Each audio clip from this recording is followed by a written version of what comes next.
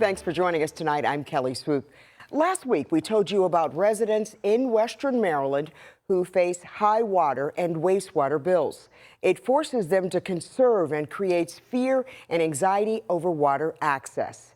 WMAR 2 News' Jeff Morgan breaks down the avenues that they're exploring to lower their bills for good. About 1,200 people here in Allegany County are scared every time they turn on the shower or get a water bill in the mail. 513. The thing that I'm afraid of is it's going to come down to a choice of, do I lose my house? I'm going to get sick. We're going to get sick. I mean, there's all kinds of scenarios.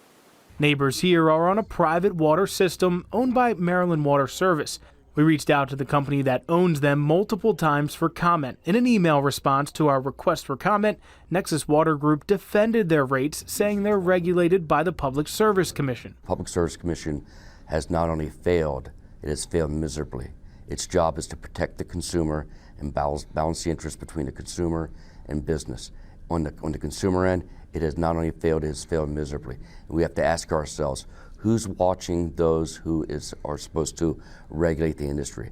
They're our guardrail. We reached out to the Public Service Commission multiple times about the rates.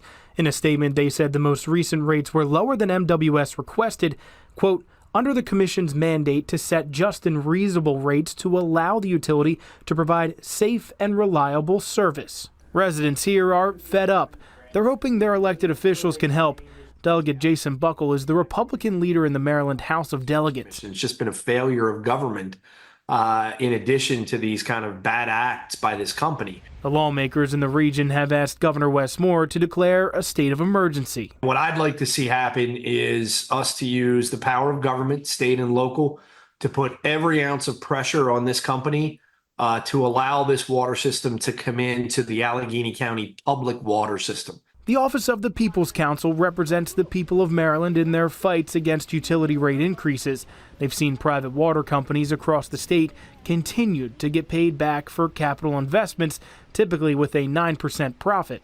Once those capital investments are approved, it's really hard to walk them back. The People's Counsel rarely sees rates go down once they increase for any of the utilities in our state. The customers can let the Public Service Commission know, but there are limitations on what the Public Service Commission can do outside of a rate case. Of course, there's always the legislature, so the legislature can do things to change the law and perhaps affect, what happens with water service. But, there aren't a lot of avenues available. For now, the people here are hoping their elected officials deliver on a solution sooner rather than later. I'd like to see the water company go away.